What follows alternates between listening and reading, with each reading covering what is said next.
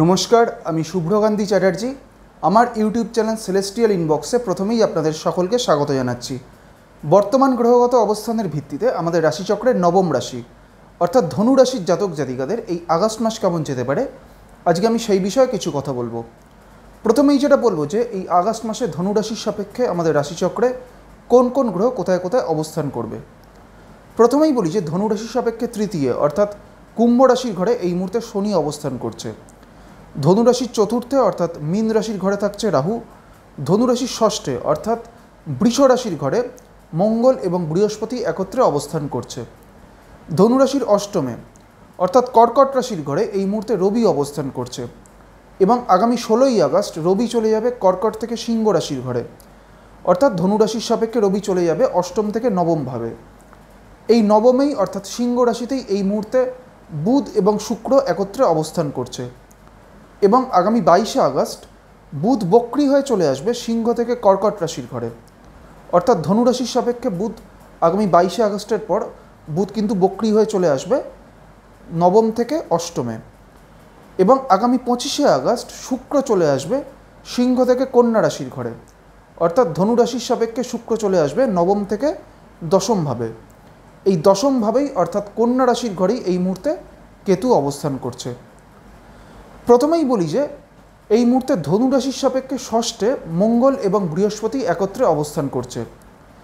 যখন কোনো রাশি বা লগ্নের সাপেক্ষে যখন ষষ্ঠভাবে যখন মঙ্গল বা বৃহস্পতি একত্রে অবস্থান করে বা মঙ্গল বা বৃহস্পতি এককভাবে অবস্থান করে, তখন সেই রাশি বা সেই লগ্নের জাতক জাতিকাদের ক্ষেত্রে কিন্তু একটা হজম সংক্রান্ত কোনো ধরনের সমস্যা বা ডাইজেস্টিভ কোনো সমস্যা হওয়ার কিন্তু একটা সম্ভাবনা তৈরি হয়। তাই সেই কারণে যেহেতু এই মুহূর্তে ধনুরাশির সাপেক্ষে ষষ্ঠভাবে মঙ্গল এবং বৃহস্পতি একত্রে অবস্থান করছে, সেই কারণে এই আগস্ট মাসে ধনুরাশির জাতক জাতিকাদের ডাইজেস্টিভ কোনো প্রবলেম বা হজম সংক্রান্ত কোনো সমস্যা হওয়ার কিন্তু একটা সম্ভাবনা এই সময় থাকবে। ধনুরাশির সাপেক্ষে এই মুহূর্তে চতুর্থভাবে রাহু অবস্থান করছে। চতুর্থ ভাব থেকে আমরা মানসিক সুখ স্বাচ্ছন্দ্যের বিচার করে থাকি এবং যেহেতু চতুর্থভাবে রাহু অবস্থান করছে, সেই কারণে ধনুরাশির জাতক জাতিকাদের বিভিন্ন কারণে একটা মানসিক অস্থিরতা বা মানসিক একটা টানাপোড়েনের কিন্তু একটা এই সময় সম্ভাবনা থাকবে। ধনুরাশির জাতক জাতিকাদের আর্থিক দিক থেকে বা অর্থনৈতিক দিক থেকে এই আগস্ট মাসটা কিন্তু পুরো আগস্ট মাসটাই একটা মোটামুটি ভালো সময়। এর কারণ হচ্ছে ধনুরাশির দ্বিতীয় ভাব অর্থাৎ আয়ভাবে বৃহস্পতির নবম দৃষ্টি রয়েছে।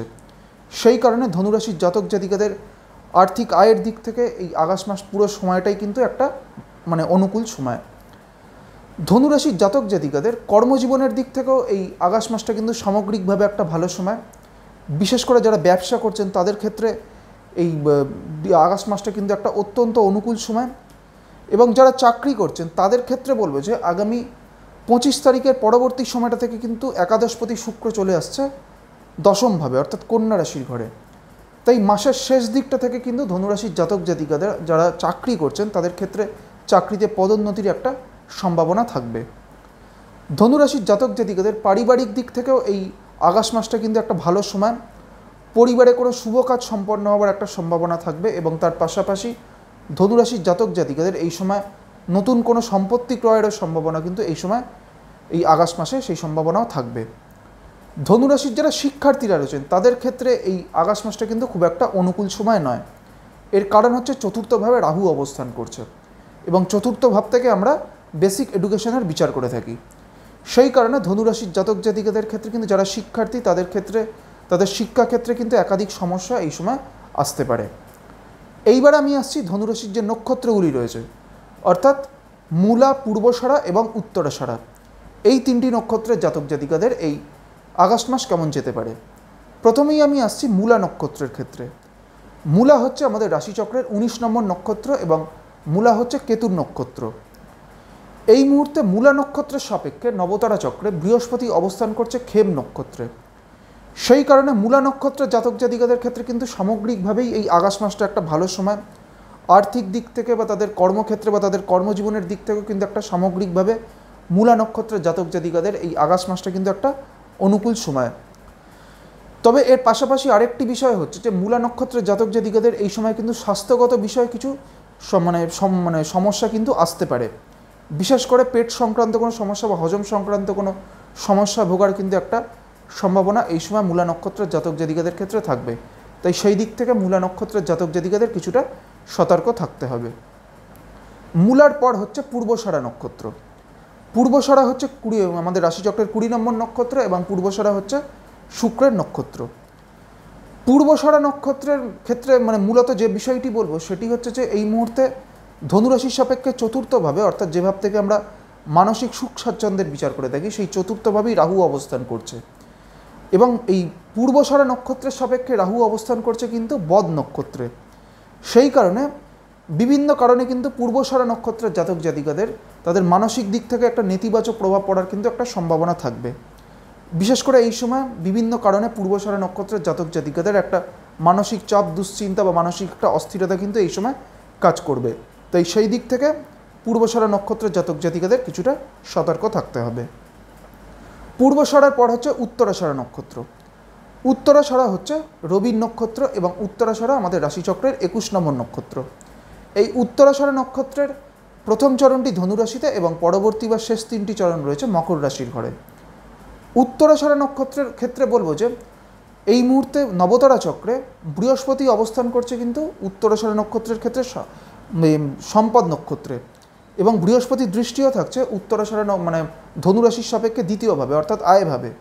সেই কারণে যাদের ধনুরাশির উত্তরাষাঢ়া নক্ষত্র তাদের ক্ষেত্রে কিন্তু আর্থিক আয়ের উন্নতির দিক থেকে এই আগস্ট মাসটা কিন্তু একটা অত্যন্ত অনুকূল সময়। তবে বেশ কিছু ক্ষেত্রে উত্তরাষাঢ়া নক্ষত্রের জাতক জাতিকাদের বেশ কিছু কাজে কিন্তু একাধিক বাধা বিপত্তি আসতে পারে। এর কারণ হচ্ছে উত্তরাষাঢ়া নক্ষত্রের সাপেক্ষে শনি অবস্থান করছে কিন্তু প্রত্যরী নক্ষত্রে। তাই বেশ কিছু ক্ষেত্রে উত্তরাষাঢ়া নক্ষত্রের জাতক জাতিকাদের কোনো হয়ে আসা কাজ আটকে যাবে শেষ মুহূর্তে এসে, বা কোনো কাজ কিন্তু একবারে হতে চাইবে না, এরকম ধরনের প্রবণতা কিন্তু উত্তরাষাঢ়া নক্ষত্রের জাতক জাতিকাদের ক্ষেত্রে দেখা যাবে। আজকে আমি আমাদের রাশিচক্রের নবম রাশি অর্থাৎ ধনু রাশির জাতক জাতিকাদের এই আগস্ট মাস কেমন যেতে পারে সেই বিষয়ে আলোচনা করলাম, এবং এর পাশাপাশি ধনু রাশির যে নক্ষত্রগুলিও রয়েছে অর্থাৎ মূলা, পূর্বষাঢ়া এবং উত্তরাষাঢ়া, এই 3টি নক্ষত্রের জাতক জাতিকাদের এই আগস্ট মাস কেমন যেতে পারে সেই বিষয়ে আপনাদের একটা সংক্ষিপ্ত ধারণা দেওয়ার চেষ্টা করলাম।